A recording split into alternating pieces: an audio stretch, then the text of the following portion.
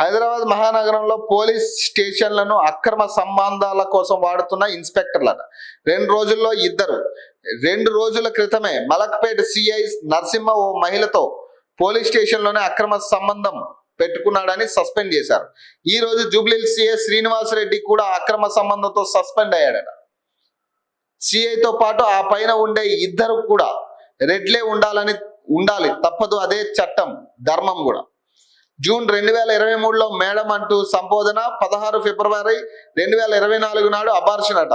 ఇంత ఘోరమైన పరిస్థితి. ఇప్పుడు ఫిర్యాదు చేసేందుకు వెళితే సిఐ రేప్ చేశారట. ఆ వీడియోలతో తీవ్ర బెదిరింపులు, పలుమార్లు అత్యాచారం, అబార్షన్. జూబ్లీహిల్స్ సిఐ శ్రీనివాసులు రెడ్డిపై వివాహిత ఆరోపణలట. డీజీపీ రాతపూర్వకంగా ఫిర్యాదు చేసిన బాధితురాలట. తన నుంచి విడుదల వారీగా 2 కోట్లు తీసుకున్నారని వెల్లడి. ఫిర్యాదులో ఆ లావాదేవీల వివరాలట. విఆర్ కు సిఐ అట. చూడండి ఎంత దారుణం. ఎవరు? జూబ్లీహిల్స్ సిఐ అట ఈయన శ్రీనివాసుల రెడ్డి.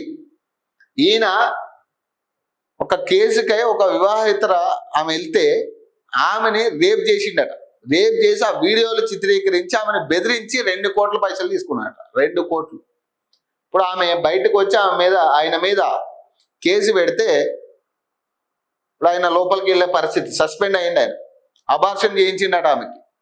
ఇంత ఘోరం చూడండి. పలుమార్లు అత్యాచారం, అబార్షన్. జూబ్లీహిల్స్ సిఐ శ్రీనివాసులు రెడ్డిపై వివాహిత ఆరోపణలట. జూబ్లీహిల్స్ సిఐ శ్రీనివాసులు రెడ్డిపై ఓ వివాహితర తీవ్ర ఆరోపణలు చేశారు. కుటుంబ సభ్యులపై తాను ఫిర్యాదు చేసేందుకు వెళితే భయపెట్టి లైంగిక దాడికి పాల్పడ్డాడని ఆ దారుణాన్ని చిత్రీకరించి బెదిరింపులకు గురి చేస్తూ తరచూ అత్యాచారానికి పాల్పడ్డారని, పెద్ద మొత్తంలో డబ్బు వసూలు చేశారని డీజీపీ సివి ఆనంద్కు ఆమె రాతపూర్వకంగా ఫిర్యాదు చేశారు. శ్రీనివాసులు రెడ్డి గతంలో అమీన్పూర్ సిఐగా పనిచేశారని, అప్పట్లో తన కుటుంబ సభ్యులపై ఫిర్యాదు చేసేందుకు వెళ్ళానని ఆమె ఫిర్యాదులో పేర్కొన్నారు.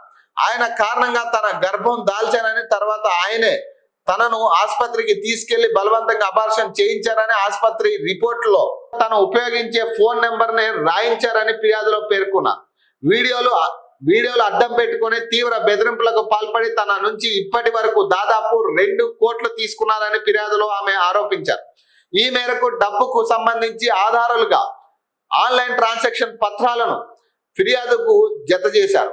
సిఐగా హైదరాబాద్ పరిధిలోకి బదిలీ చేయించుకునేందుకు 25 లక్షలు ఖర్చు పెట్టుకున్నారని ఆమె ఆరోపించారు. తాను ఫిర్యాదు చేసేందుకు హైదరాబాద్ కమిషనర్ కార్యాలయానికి పలుమార్లు వెళ్ళానని, అక్కడ సిపి వ్యవహారాలు చూసే CC Sridhar, IT cell inspector Ramesh కలిసి తనను హైదరాబాద్ సిపిని కలవనీయకుండా చేశారని ఆమె ఫిర్యాదులో పేర్కొన్నారు.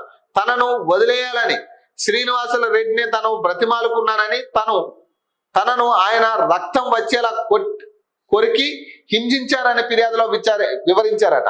కాగా ఈ ఫిర్యాదుపై విచారణ బాధ్యతను multi zone IG Shahnawaz Kasim కు డీజీపీ ఆనంద్ అప్పగించారు. బాధితురాలి ఫిర్యాదును రికార్డు చేయాలని వెస్ట్ జోన్ డీసీపీని డీజీపీ ఆదేశించారు. బాధితురాలి ఫిర్యాదులోని ఆరోపణలను పరిశీలిస్తామని డీజీపీ తెలిపారు.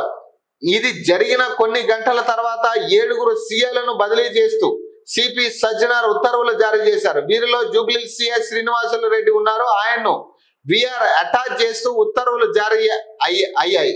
రాజేంద్ర నగర్ సిఐ మత్తు యాదవ్ను జూబ్లీహిల్స్ కు బదిలీ చేశారట. చూడండి, ఎంత చదువుతుంటే నాకు చాలా ఘోరం అనిపించింది. ఇక కేసు ఎక్కడా లేదు కదా,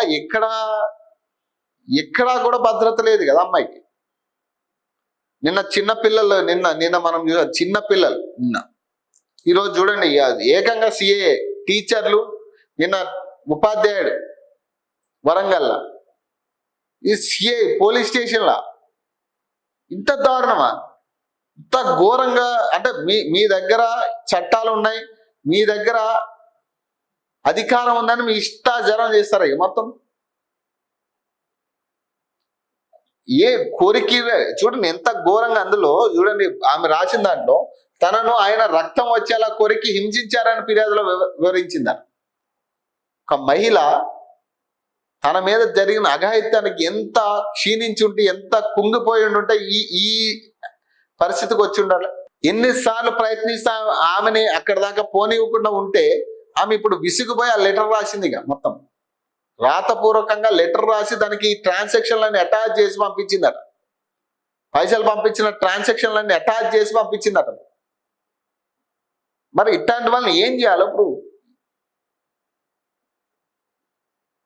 మరి రక్షణ ఎక్కడుంది అది చెప్పండి. ఇప్పుడు పోలీసు వ్యవస్థ రక్షించాలి, మరి రక్షణ ఎక్కడుంది ఇప్పుడు? నిజంగా ఇట్లాంటి వాళ్ళు ఉంటే, ఫర్ ఎగ్జాంపుల్ మాట్లాడుతున్నా, ఇట్లాంటి సిఐలు కానీ ఇట్లాంటి పోలీస్ అధికారులు కానీ ఉంటే, రేప్ జరిగిందని ఎవరైనా మహిళ వెళ్ళి కంప్లైంట్ చేస్తే దాన్ని మళ్ళీ రేప్ చేసే పరిస్థితి ఉంది వీళ్ళంతా.